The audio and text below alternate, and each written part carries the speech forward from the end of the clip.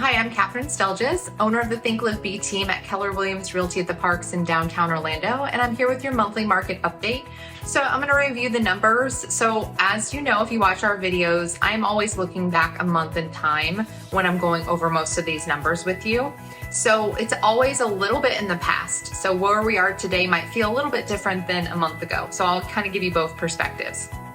So first thing to know is that we actually we're in a seller's market in terms of the months of inventory available. So we started the new year and it was almost at 4 months of available homes for sale, and we hadn't seen that in years. And so it was really trending towards a buyer's market. That has shifted just in the last couple of months. The inventory is down again, month over month. It is higher than it was last year, but not by that much, and it's still historically very low.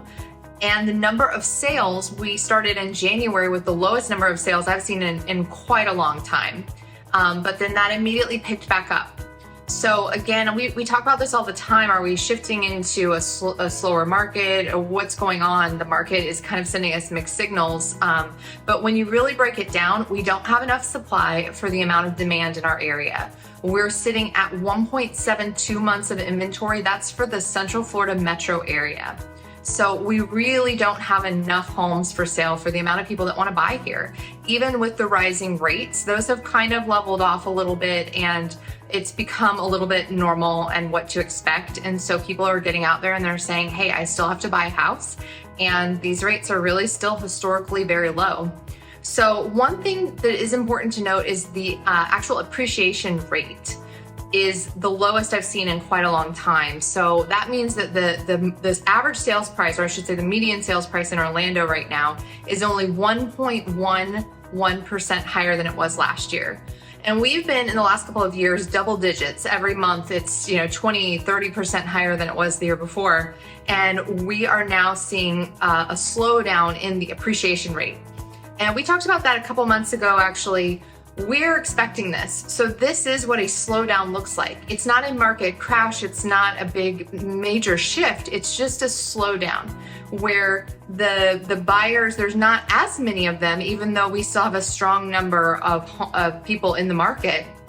There's not as many as there was a year ago. So the prices are going to kind of level off, be probably steady for the rest of the year, maybe even be a little bit higher. Once we kind of look back over the entire year, we'll probably see that we did go up through 5%, which is sort of that normal appreciation rate. So all in all, that's to say right now, if you're kind of waiting to see what happens in the market, I think you're gonna be waiting a long time if you're expecting prices to drop significantly.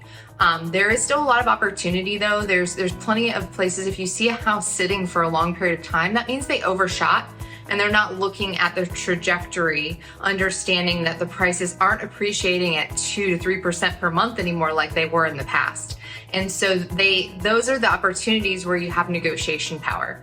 So there's lots of stuff, whether you're a buyer or a seller. As a seller, hey, the prices are still 1% higher than they were last year.